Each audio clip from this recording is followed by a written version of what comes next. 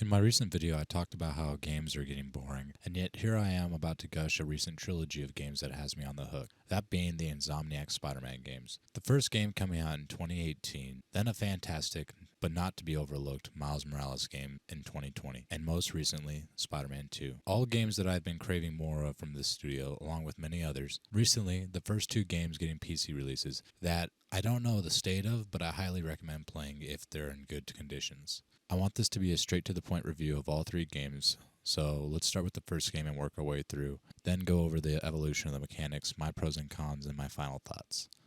The first game sets the scene of an older, more seasoned Peter Parker, who has already fought through many foes. He is a more relatable and realistic character that is shown within the first cinematic of the game, where he's met with the choice of go after the villain that he's been chasing after, which is Fisk, or acknowledge the eviction notice that just came under his door. Being the hero that he has become, his greater responsibility comes first, with little to no hesitation. This Spider-Man has many choices he has to make throughout these stories. I found it refreshing. This is a story of choices and how they affect him around every corner, and how the consequences are shortly behind. The first story is an emotional roller coaster that keeps you locked in and sets up the future clearly and thoroughly.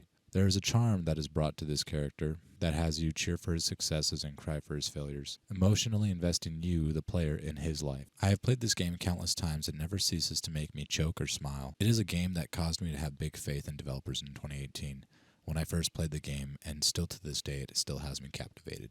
The next story focuses on the new and learning Miles, who at the time only had months to maybe a year learning his abilities. The story takes Peter out of the focus to focus on Miles and his growth and development as a character. OG Spider-Man is out of town with Mary Jane and leaves the responsibility of the city to Miles. Before Peter leaves, Miles learns his unique abilities that Peter is unable to perform. His Venom abilities allow Miles more avenues of combat. This game is just like the first, heavily focused on the character and their tremendous development. When you start the game, Miles is a nervous, fresh-faced kid who is unsure about Peter's choice to leave him with the city alone. However, by the end of the game, Miles has become a more confident Spider-Man that has many choices that he has to make. He learns what it truly means to be Spider-Man. He learns, with great power comes great responsibility. A lesson that is clearly shown in how he tackles obstacles. From family tension to relationship obstacles, he makes choices and handles the consequences.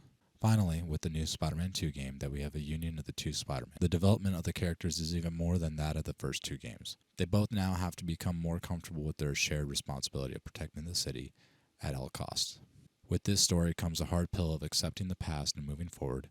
Peter has to accept the outcome of the first game, and while Miles has to learn to forgive for things that he had no control of. The inclusion of old villains in the new game is one that I feel perfectly mended the previous stories in. With this game having so many points where I, as a fan, recognize characters without even being told, and being given subtle little cues of who people could be. This is a more trivial game, treading the line between teen and mature, with many shocking moments making my jaw drop. They were able to make a story that kept me just as engaged as I was in the previous games. Mechanics in the first two games weren't as dynamic as they were in the third game. Miles and Peter controlled different, where Peter felt confident and competent, Miles felt clumsy in all the right ways, because he's a new Spider-Man. The addition of the Venom powers and cloak in Miles Morales meant more ways to fight and progress the story, as well as new ways of solving puzzles. There were minor tweaks in how the game handles normal fights, but the addition of Venom abilities is definitely clean and clear. Miles' Venom powers mean more powerful attacks for harder enemies, making fights less tedious. The cloaking means getting out of fights and making the stealth approach more of a viable option. Moreover, the fighting in Spider-Man 2 is a complete overhaul. Yes, it does share a lot of the same DNA, but Miles' abilities are expanded upon, and Peter, with his symbiote abilities, learning how to use these abilities becomes more necessary. Spider-Man 2 is far more difficult than the previous games. The boss fights are more cinematic in every way.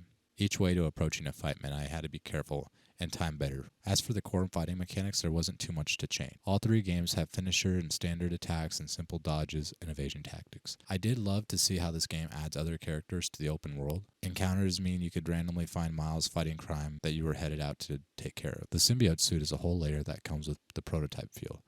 You know, the prototype that I reviewed a few years ago. Spider-Man 2 gave me a similar feel, and I am absolutely all for it. It makes me want to traverse far more. The second game adds more to the city that wasn't there in the first two games, and it is far bigger. As for the web wings, I felt like I found myself using them so much that I didn't fully master all the web swinging additions, like cornering and slingshots. Now that I've gushed, I'd like to get to the complaints about all three games out of the way. I feel like the fighting in these games could have been more in depth, adding more to combos, and I didn't feel like there were any. The third game adds some, but I felt after this long, we would have more animations and like more to the core takedowns. But there's so many that are taken from the first game, making it all feel too similar. They all have these slower moments where you play as like characters like MJ, and I wish MJ felt more of like a competent character in the first game. I really wish that they didn't change the actors for Peter and MJ. Like, I love the original faces because I felt like Peter's face was a nice blend of the live action Spider-Man, where the current one looks too much like Tom Holland. And like, let's get something straight. That character who is MJ in Spider-Man 2, she does not look like the MJ from the first game. This girl has one massive forehead, unless those bangs were covering it in the first game. I experienced way more bugs with the new Spider-Man, but I did play the first Spider-Man game like 4 years ago, and I didn't really pay attention to all the bugs. I experienced quite a few bugs playing Miles Morales, but that's probably because they're newer games that are ported over to the PS5. Anyways, after all I've discussed, it's clear that I highly recommend sinking your teeth into these games. I hope that you can find the same love that I found in these games. They are truly great stories to play through, and definitely some of my favorite console/PC exclusive games. If you take a look past the minor issues, you'll find the story. You'll find a story and character-rich experiences that make you crave for more. Peace, love, homies.